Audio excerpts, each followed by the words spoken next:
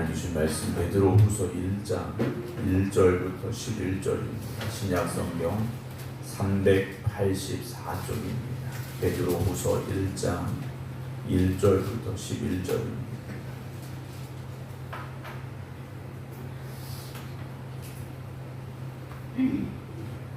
신약성경 384쪽 베드로후서 1장 1절부터 11절입니다.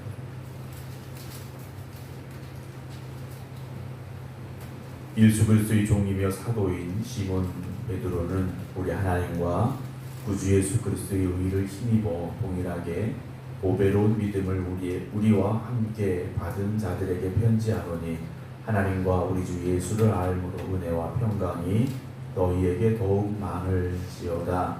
그의 신기한 능력으로 생명과 경건에 속한 모든 것을 우리에게 주셨으니 이는 자기의 영광과 덕으로서 우리를 부르신 이를 알므로 말미암음이라. 이로써 그 부배롭고 지극히 큰 약속을 우리에게 주사 이 약속으로 말미암아 너희가 정욕 때문에 세상에서 썩어질 것을 피하여 신성한 성품에 참여하는 자가 되게 하려 하셨느니라.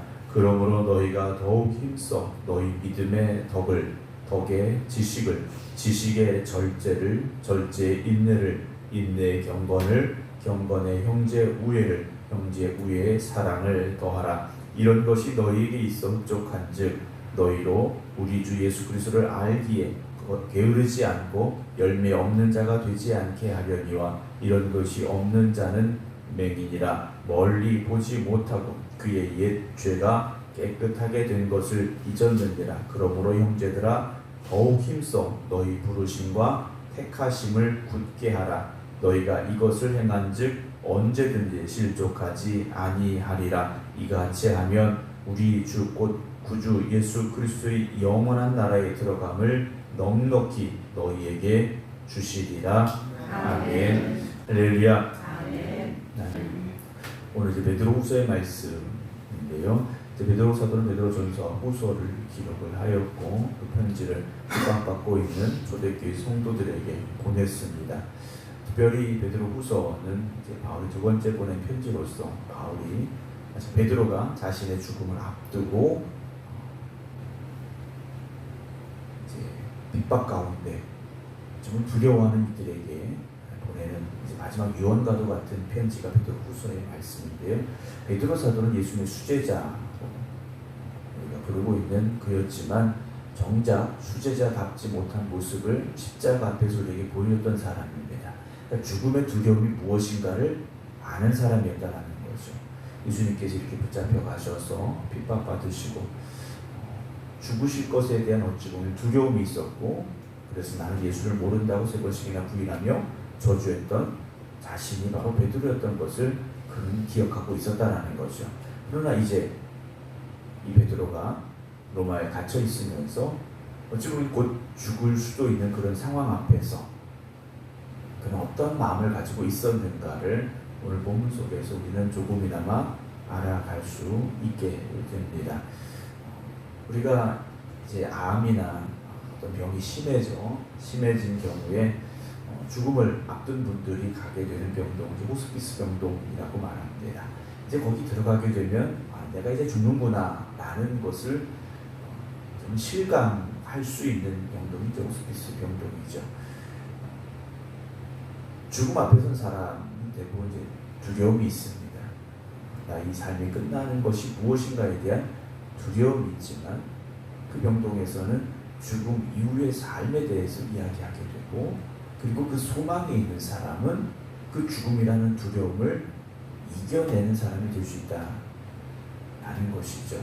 오늘 저는 여러분들은 지금 우리가 건강하게 살고 있습니다만 오늘 우리가 죽는다라는 현실을 마주하게 된다면 우리의 마음은 어떨까라는 생각을 해보게 됩니다.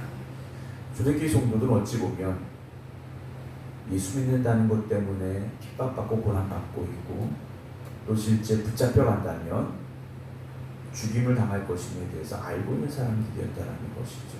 그리고 베드로 사도도 이제 갇혀있는 몸이었기 때문에 자신 또한 곧 죽을 것이라는 것을 알고 있었던 상황일 겁니다. 그런 이들의 입에서 어떤 말들이 나오고 있는가라는 것이죠. 오늘 1절을 보게 되면 예수 그리스도 종이며 사도인 시몬 베드로는 자기 자신을 향하여서 나는 예수 그리스도의 종이며 사도라고 말합니다. 종은 주인의 명령에 절대적인 복종과 순종이 있어야 되는 사람이고, 사도는 십자가의 복음을 전하는 자기 자신임을 그는 알고 있다는 거죠. 그러니까 오늘 저와 여러분들의 어떻게 보면 자기 인식은 여기에 있어야 된다는 겁니다. 나는 예수 그리스도의 종이며 그리고 사도가 되어져야 됩니다. 오늘 저나 여러분들의 주인은 예수 그리스도가 되어져야 되죠. 그래서 우리 구주 예수 그리스도라 고백하고 있지 않습니까? 예수님은 나의 주인이시고 나는 주인 되신 예수님 명령에 철저히 순종하고 복종합니다 라는 고백이 있어야 되고, 그리고 십자가의 복음을 전하는 사도입니다 라는 고백이 우리에게 있어야 되죠. 우리를 부르신 이유가 무엇입니까? 땅끝까지 복음을 전하라고 우리를 부르셨기 때문에 우리 누구나 다 사도의 사명을 가지고 살아가야 됩니다. 그 베드로가 이렇게 말합니다. 우리 하나님과 구주 예수 그리스도의 의를 힘입어 동일하게 보배로운 믿음을 우리와 함께 받은 자들에게 편지한다 그랬습니다. 베드로 사도는 오늘 베드로 후서라는 이 편지를 받아 읽는 이들을 어떻게 바라보고 있느냐? 보배로운 믿음을 우리와 함께 받은 자들이라고 말합니다. 이 얼마나 귀한 고백이고 편지를 받아 읽는 이들의 마음을 뜨겁게 하는 고백이 아닐까라는 생각을 해보게 됩니다. 오늘 우리도 이 말씀을 읽으면서 우리 하나님과 구주 예수 그리스도의 의를 힘입어 동일하게 보배로운 믿음을 우리와 함께 받은 자들이라는 이 말씀 앞에서 우리의 가슴도 뜨거워질 수 있기를 주의 이름으로 축원합니다.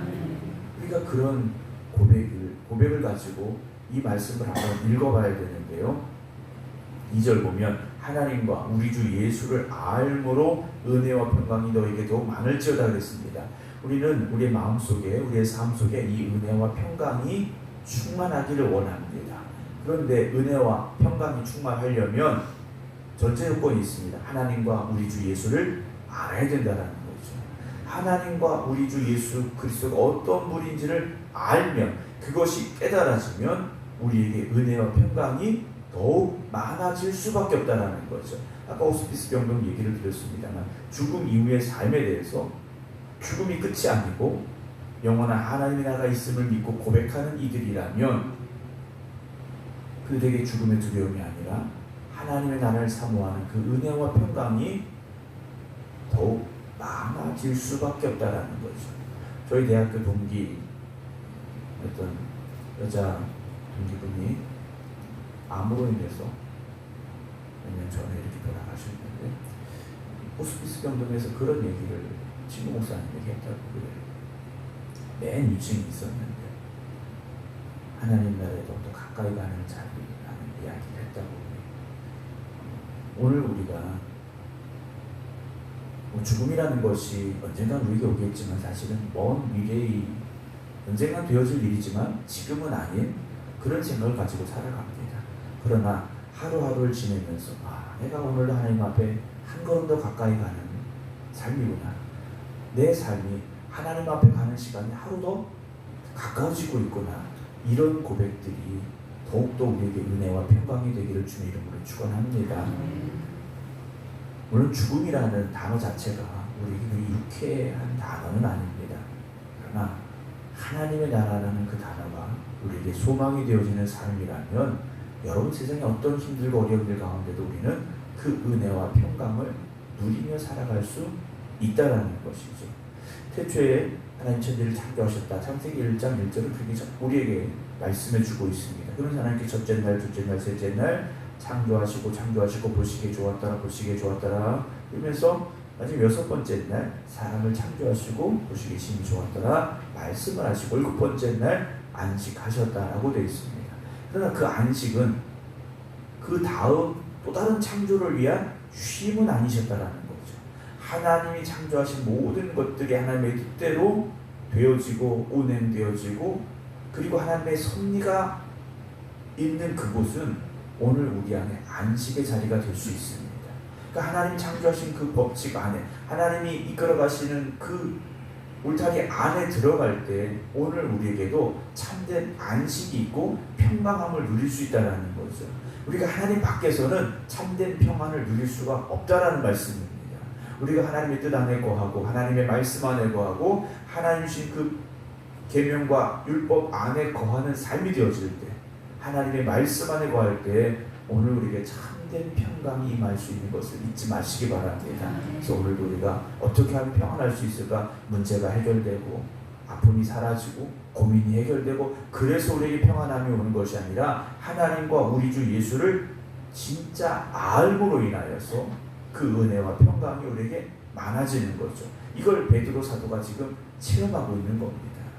예수님이 붙잡혀 고난받으시는 그 자리에서 찾아왔던 그 두려움이, 그 절망감이 이제는 베드로 안에 없다라는 거죠.